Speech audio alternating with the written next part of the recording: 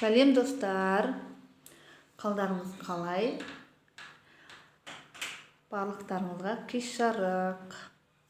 Бұл менің Геран деген гүлім. Мен негізі Instagram желісінде негізі гүлдер өсірумен, оларды баптаумен айналысамын. Сондықтан да YouTube каналыма осы гүлдер туралы, олардың күтімі туралы салып тұратын боламын. Мінекей мынау былтыр жаз айларында ма еккен геран гүлім, өзім дәнінен ектім. Осылай. Енді қыста қаңтар айында осындай және екінші және үшінші бутондарын шашып жатыр. Мінекей алдында ашқаны уже жайлап қурап жатыр. Мынау енді ең соңынан ашып жатыр. Мінекей қараңыздар, өте әдемі. Енді бұл гүлдің қазір енді үстің жағы жап-жасыл болып тұр ғой. Енді астың жағы кішкене қурайын депті. Ол қураған біз қайшымен қиып аламыз. Енді бізге қураған керек емес. Мінекей мынандай болып тұрады.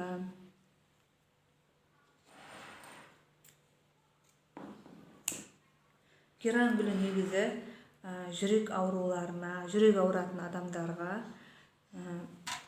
негізі солардың ауруларына емдейді. Негізі жатын бөлмеге қойған жақсы. Күннің көзін жақсы көреді. Мен негізі бұрын геран гүлін қатты өсіргім келіп, тұқымнан егіп көргем. Бірнеше рет еккенмін, бірақ дейтін еге алмадым. Себебі қайта қурап қалып, екі-үш жапырағы шығады да, қайта өшіп қалатын еді. Қурап өліп қалатын еді да. Енді былтыр еге бердім, енді қоймай еге бердім. Сонымен мен ақыр соңында жеңдім.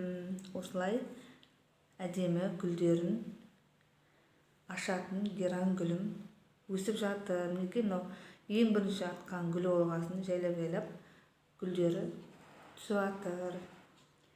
Гүлдерінің өзі де әдемі. Бұның неше түрлі сорттары бар. Әртүрлі сорттары бар. Гүлдерінің де роза түстес түрлері бар.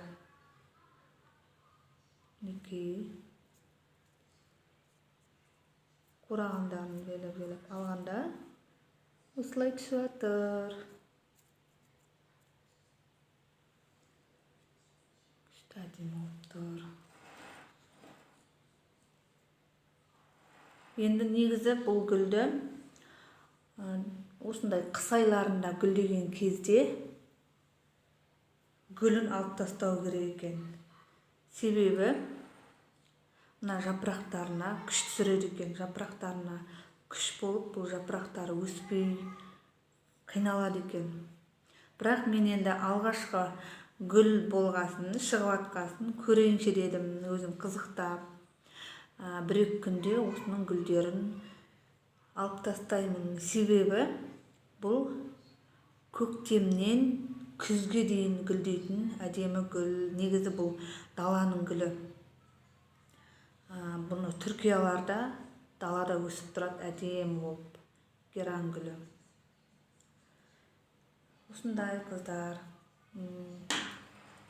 Неге осылай жапырағын былай ұстасаңыз, жапырағын ұстаған кезде бір қышқылдау дәмі бар.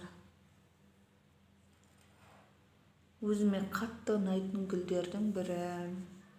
Осы гүлді үйлеріңізде өсіріңіздер. Гүлі де әдемі. Геран гүлі бұл.